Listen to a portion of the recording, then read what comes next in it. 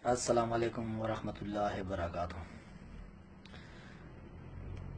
ټولو دوستانو او پښتنو ته څومره مو ګوري هغو ته ټولو ته سلام ده. پس د سلام اوس مې طاهر د ویډیو وکتله نو بس شپې ډیوټي مې کړې وه خو خوب رانغی او ډېر سخت دک راته میلاو شوی ده په دې ویډیو باندې. دی خو داسې خاص کس نه ده پوه شي، خو بس د خلکو هیلپ سره ده او چندې مندې راغونډوي، د خلکو غریبانو مدد کوي. نو خدای شته ما دا لایک کول به او خوښ مې وم یاره چې ته خور غریب خدمت کوي. خو تیاره پینه خو ته دې لفظ له وګوره ته پکېږه مه وروره چې ته دومره د پښتنو خلاف شولې چې تا نه خپل دین او اسلام هم غلط شو او تا پیله ځان له پاکستانی وې، بیا د هغې نه بعد ځان له مسلمان وې. وروره داسې غواړئ موږ پیله مسلمانان یو، بیا هغې نه بعد پاکستانیان یو، بیا په پاکستانیان کې موږ پښتانه یو، بیا په پښتنو کې خپلې خپلې قبیلې دي. خو ته ګرم نه یې، ته که طاهر خان کړې که نه، ته خو پښتنو طاهر خان کړې، ته ځکه نه ته باندې د پښتون اتفاق بد کته ته باندې یو.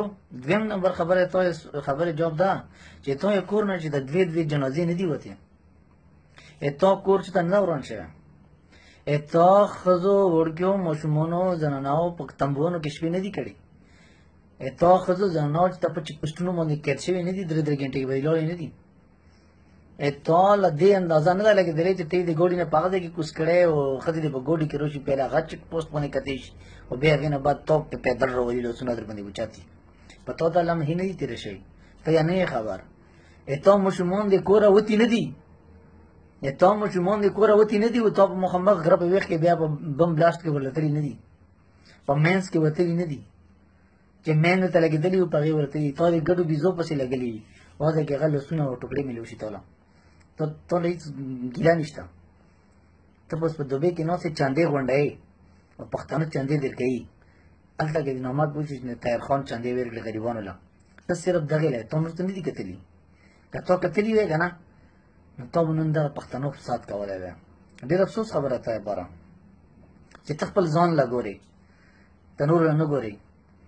یو منظور دی چلو ټیک نه ده، دا په زرونو کسان چې دا ټول ټیک نه دي، دا ټول د څو کالو نه خوټ کېدلي نوستې خوټ کېدلي. زه ریټیر یم 1800 کالو ریټیر د ارمي نه، ځان پوهېږه.